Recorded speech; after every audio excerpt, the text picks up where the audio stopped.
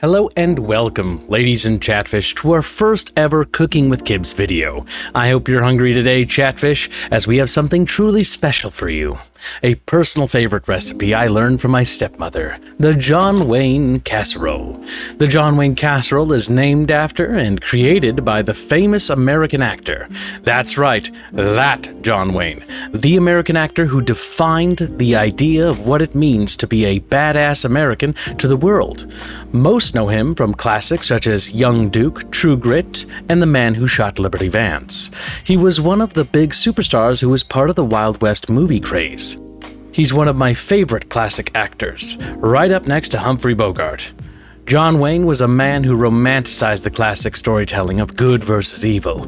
Good men had good hearts. Evil men would always get their just dues. He was not a big fan of the spaghetti western style of movies, as those movies often blurred those lines.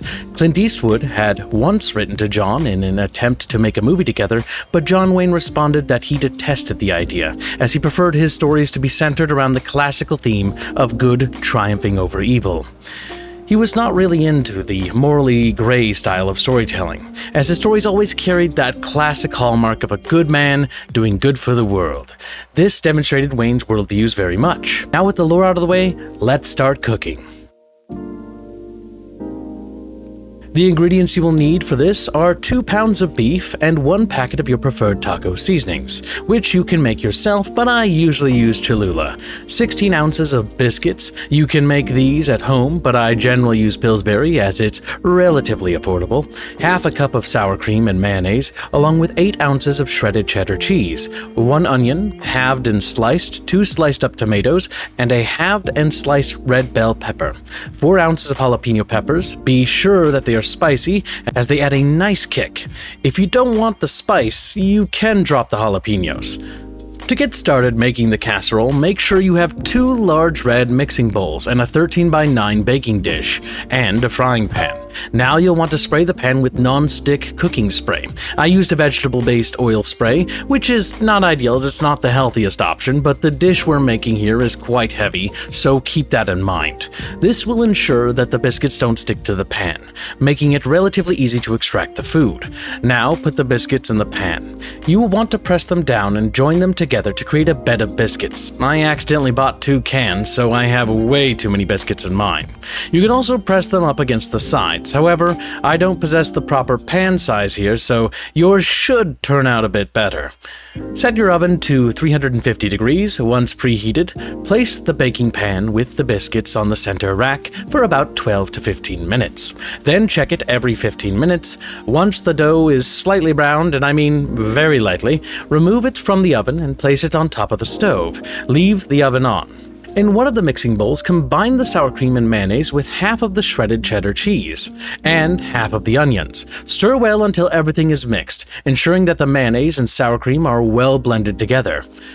Now brown the beef by placing it in a frying pan and cooking it until it's no longer pink, but not too dry. Once it's brown, add about a half a cup of water with the seasonings and mix thoroughly in the pan. Once thoroughly mixed and cooked, empty the contents into the other bowl. Then quickly add the remaining onions and bell peppers to the pan and saute until they're just ever so tender. Now for the easy part. It's time to layer the casserole, so let's get to it, chatfish. Place the taco meat first on top of the biscuits and spread it out thoroughly. Next, add the tomato slices. Now, add the bowl with the mixed sour cream, onion, bell peppers, and mayonnaise on top. Be sure to spread evenly. My pan was too big, so yeah, it doesn't reach all the way for me. Whoopsie. Now with that spread out, we're going to add as many jalapenos as you'd prefer. If you like spice, you can go ahead and layer on some extra, but 4 ounces should be more than enough. Next, spread the remaining shredded cheese evenly across the pan. It should look ideally completely covered, with a nice layer of shredded cheese. Next, we will place the baking pan back into the oven. You do not need to cover this pan, and we're going to leave it in the oven for about 30 to 40 minutes. Once the cheese is thoroughly melted, it should be ready. Now go ahead and remove it from the oven, let it cool for a bit, and then cut it into squares. The serving should be substantial, so be mindful that you won't need much else to accompany it besides a nice cool drink. If you need extra heat, you can always add a bit of spicy Cholula sauce to kick it up a notch. There you have it, chat. Chatfish, a lovely, delicious casserole that should last a few days. Be sure to cover it when you're done and return it to the refrigerator. If you made too much, feel free to place some in the freezer. For reheating, you can use a microwave, but be sure to cover the piece you're reheating to prevent it from drying out. Alternatively, and more preferably, you can reheat it using your oven. It's a very heavy dish, so it should be very filling with a hint of Southwestern blend to give it a distinctly Southern taste. Thank you all for watching our first ever Cooking with Kibs video, and we will see you in the next one. Take care.